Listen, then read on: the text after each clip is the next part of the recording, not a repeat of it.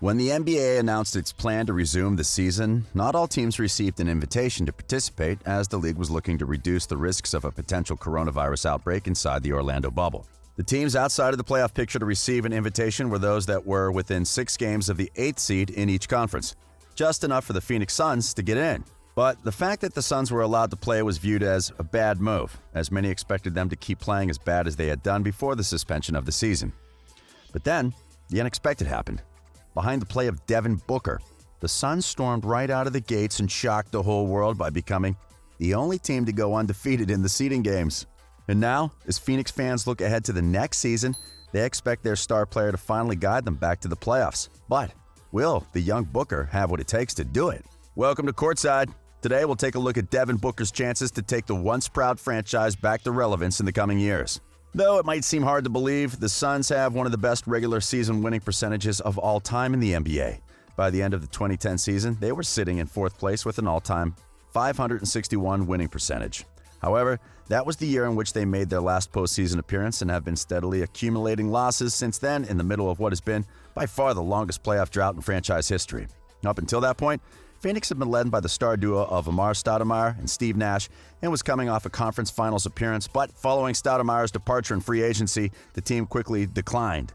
After 2 seasons of missing the playoffs, the Suns dealt Nash away and had a few up and down years as they would follow a mediocre first season without the star point guard, with an impressive season in which they almost clinched a berth in the 2014 playoffs. And though that would be their last winning season to date, their record landed them the 13th selection in the 2015 draft, which they used to select Devin Booker. Born in Grand Rapids, Michigan, Booker is the son of former NBA player Melvin Booker and quickly developed a love for the game as he was taught by his father about the importance of discipline to have a successful career as a player. He played for the Moss Point High School, where his father was hired as a coach, and by the time of his graduation, he was considered one of the top prospects of his class while averaging 30.9 points per game during his senior year. After his lone college season with Kentucky, in which he was a teammate with Karl Anthony Towns, Willie Cauley-Stein, and other future NBA players, he was named the SEC 6th Man of the Year and as part of the SEC All-Freshman team.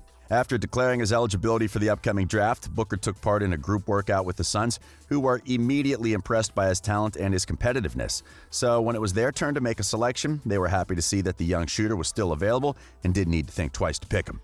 At the time, the shooting guard wasn't considered as a franchise player and, like most rookies, had to make several adjustments when he started his professional career. Still, he showed a strong play during that year's summer league and, after starting the season coming off the bench, was quickly promoted to the starting lineup. With more minutes, his production increased and his name started to be included in the history books, as he was among the youngest players to have multiple 20-plus point games and a 30-point game, among other feats.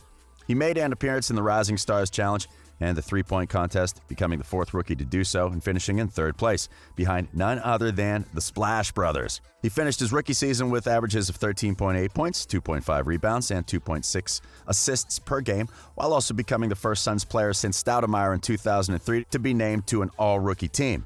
By his second season, he remained as the team's full-time starter and continued to impress with his scoring as he increased his average to 22.1 points per game and made a name for himself after scoring 70 in a game against the Boston Celtics, becoming just the 6th player in league history to reach that mark, and the first since Kobe Bryant scored 81 in 2006. His following season was limited by injuries as he made only 54 appearances, but he continued to make overall improvements in his game. He became the youngest player to reach 4,000 points, while also starting to become a better creator for others. Booker also participated again in the 3-point contest, winning at this time over Klay Thompson and Tobias Harris.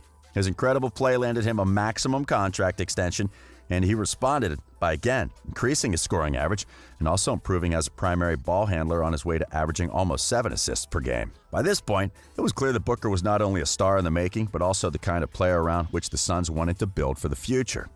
However, despite his excellence and continued growth as a player, the team was still stuck in mediocrity as they hadn't been able to win over 24 games since drafting him. As a matter of fact, Phoenix won 24 games in Booker's second season, and from that point on, their win total had progressively decreased in each of the following years, including a 19-63 record during the 2019 season that was the worst in the Western Conference. Because of this, many were starting to question whether he was the kind of player that could help make a team better, or if his impressive numbers were nothing more than empty stats that were inflated by being the main offensive option in a mediocre team. However, the cavalry was finally on its way to his team's aid. Aside from Booker, Phoenix had talented small forward Kelly Oubre Jr. and 2018's first overall pick DeAndre Ayton on board.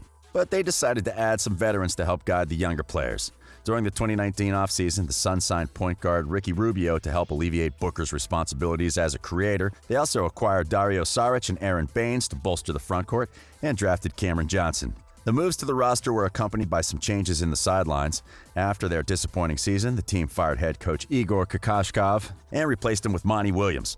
Williams became Booker's fifth coach, but he, along with Rubio, would finally bring some stability to the team. Despite missing Ayton for 25 games for missing a drug test, Phoenix had their best start since 2013, going 5 for 2 over their first 7 games and showing improvement despite later starting to accumulate more losses. The team improved on both ends of the floor as they led the league in assists while becoming its 12th best offense and 17th best defense after being at or near the bottom in both categories over the last few seasons. As the Suns were playing better and Booker continued his steady progression as a player, he was selected to the All-Star team for the first time in his career. By the time of the season's suspension, Phoenix had a 26-39 record, which was already better than they'd achieved since drafting Booker. However, despite some critics to them receiving an invitation to participate in the seeding games in Orlando, they were about to show the world that they belonged among the best. The team arrived in the bubble missing Baines and Oubre and were expected to win few games, if any, during their time in Orlando, as they had one of the toughest schedules. But then they started winning some games incredibly. The Suns went 8-0 in the seeding games and were the only team to go undefeated in the bubble. They went from 13th to 10th in the West and would have participated in the play-in tournament had Portland or Memphis lost one more game. Still, they became one of the most pleasant surprises as they led the league in net rating, outscoring their opponents by 12.9 points per 100 possessions, while also finishing first in assist-to-turnover ratio and second in offensive rating, rebounding, and true shooting percentage. Booker also showed that he was ready to take his game to the next level by averaging 30.5 points, 6.0 assists, and 4.9 rebounds per game, on his way to being named to the seeding game's first team and receiving consideration for the bubble MVP trophy. But his greatest moment came in a game against the Clippers when he made a buzzer beater over Paul George and Kawhi Leonard that secured the victory for his team. His performance during the seeding games showed that the young star is ready to help his team make the leap towards relevance once again. However, since the Suns' season finished, the talk surrounding Booker has become whether he should continue playing with the team or not. A few weeks ago, Draymond Green claimed that someone should take him out of Phoenix, and now, as the Minnesota Timberwolves receive the first pick in the upcoming draft, there are many rumors about the Wolves' chance of making a trade to pair the shooting guard with fellow All-Stars Karl Anthony Towns and D'Angelo Russell. Booker has been a longtime friend of both players, and before the season started, the three were featured together in Slam magazine, where Russell talked about how they would all end up playing together someday, but there's no reason to believe that Booker is considering leaving the Suns anytime soon. After the season finished, he talked about how proud he was of the team and the performance inside the bubble. Then, when he was asked about the rumors, he said, "I'm focused on this team, the team that we have in-house here, and focused on getting wins with this team." So, fans in Phoenix won't need to worry in the short term as their star player is happy, engaged, and looking to keep the team's momentum going whenever a new season starts. Overall, Devin Booker has had one of the most prolific careers in recent years. At 23 years old, he's made history on more than a few occasions and has proved that he'll be one of the premier offensive players in the league for years to come. And now, it seems like he's finally discovered how to make use of his skills to help his team win. If he's able to carry on his bubble performances to the next season, the West's other teams may have a major problem waiting for them. But now, what do you think about Booker and the Suns? Will they become playoff contenders next season? Let us know in the comments. Hey, hope you've enjoyed this video, and if you did, remember to like it and subscribe to our channel for more NBA content. We are Courtside.